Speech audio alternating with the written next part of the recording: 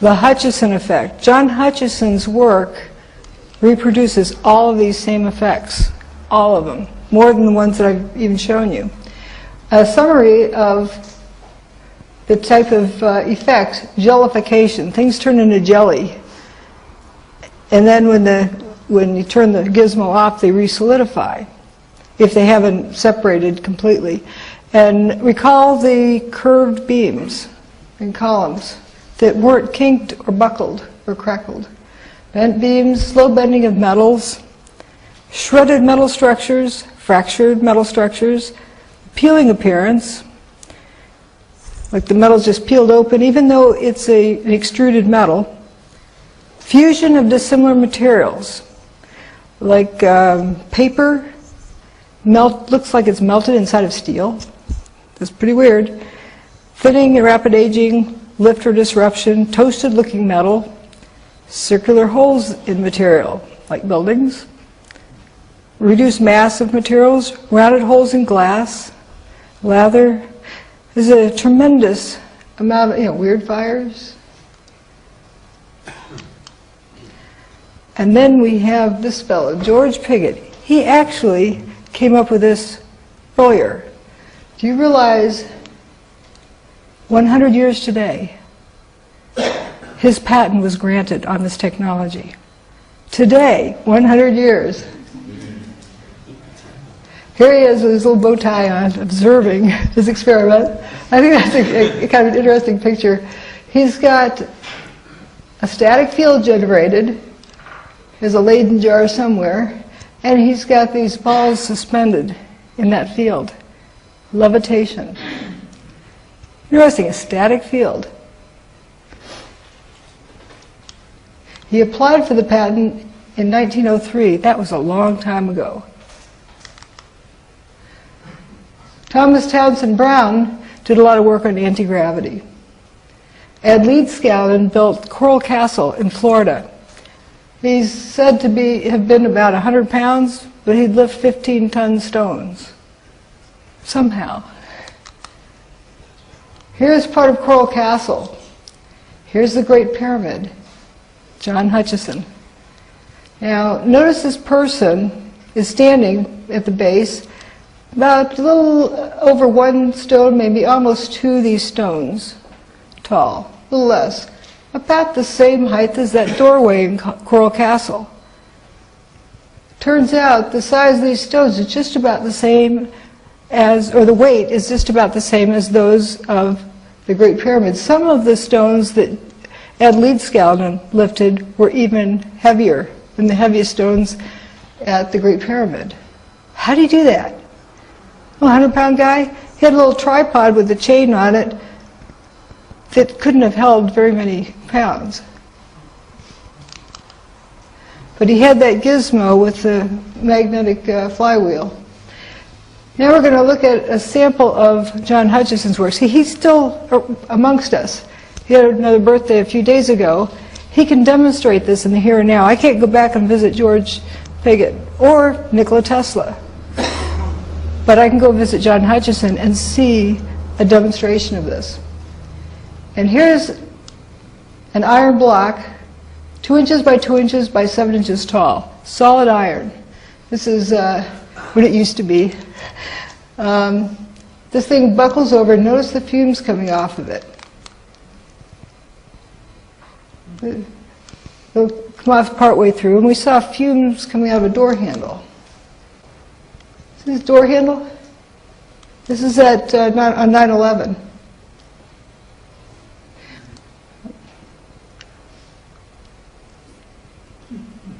The fumes.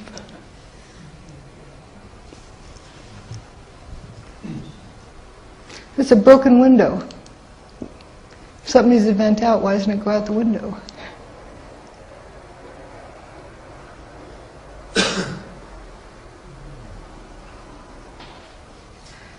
And John Hutchison's samples are a little bit cooler than ambient temperature after he's finished with them.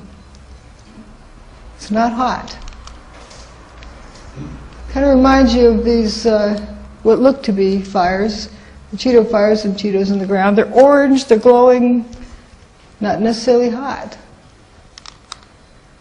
John has a boat, toy boat in the water. Notice when he turns the power off, you can see when it's going because the water jumps up. The boat goes into spontaneous combustion.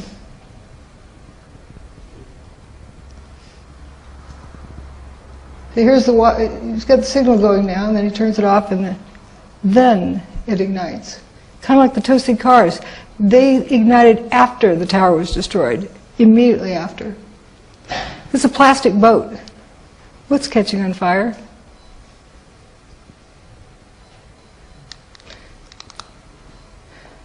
This thing's kind of interesting. Solid piece of steel. Jelly.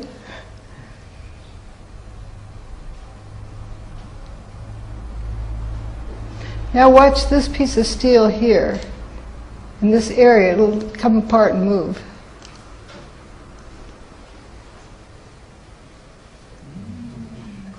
He plugs this into a regular wall outlet. He's not efficient about it. He's not really a scientist. He just enjoys playing with this different type of technology. He tried to replicate the work of Nikola Tesla, and he started discovering, hey, this is fun. Listen, we can make this thing fly up in the air. And so he does it with a sense of intuition and feel for how to mix the signals. What he does is create a static field, and within the static field, he interferes radio frequency signals, like microwave, as an example. It's not the microwave signal, and it's not the static field.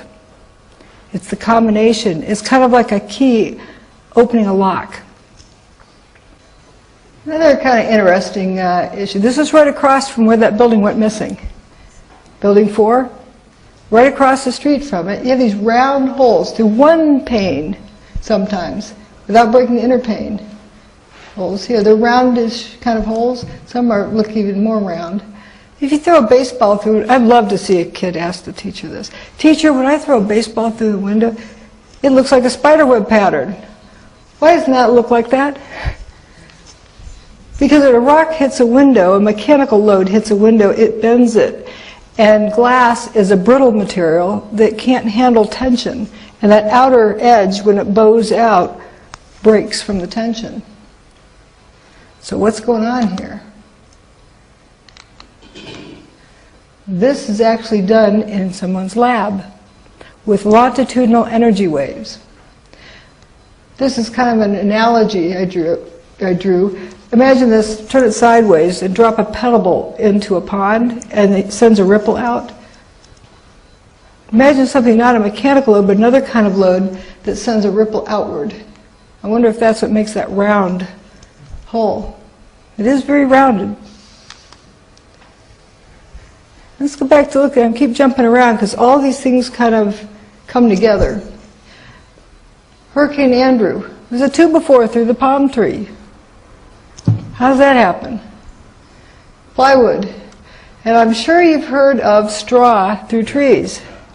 But we're told, we don't know this, but we're told the straw is flying so fast it goes through trees. Does that make sense? You stop and think about it?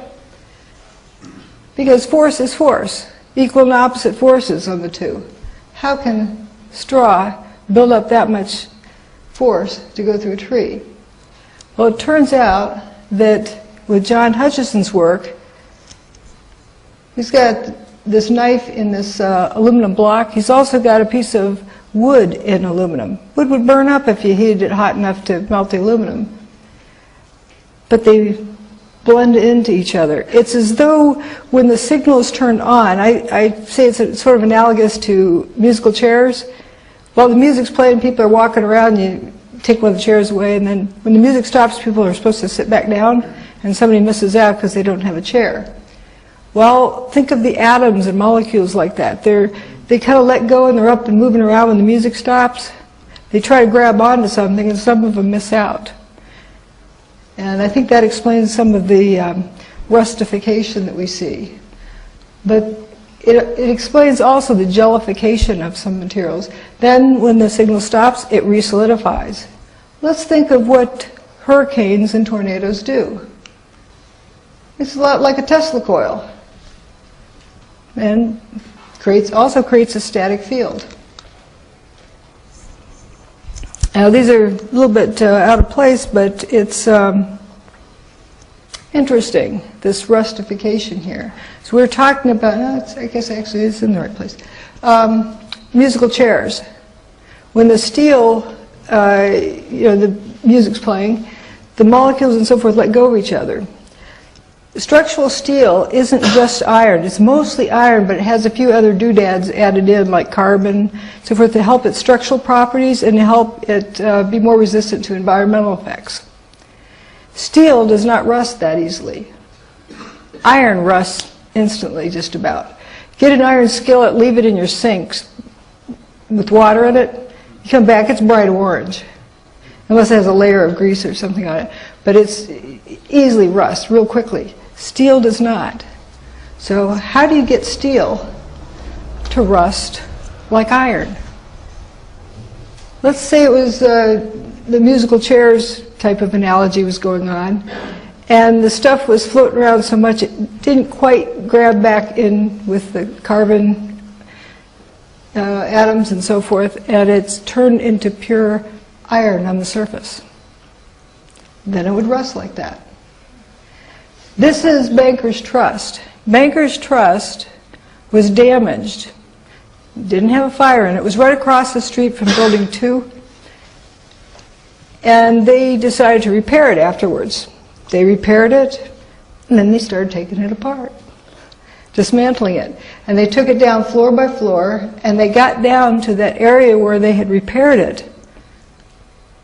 And this was that region. That's where all the rust is. Pretty weird. That looks like it's been at the bottom of the ocean for 100 years. So for those who need to compare ideas, what I present is not a theory. I present evidence, and I have evidence of something that can mimic all the effects. I'm not saying it is that. I think the only person who knows is who pushed the button that day, or who held the gun to their head to make them do it. But what we see is how we could replicate all of the effects. Now, these are the bits of evidence that we have.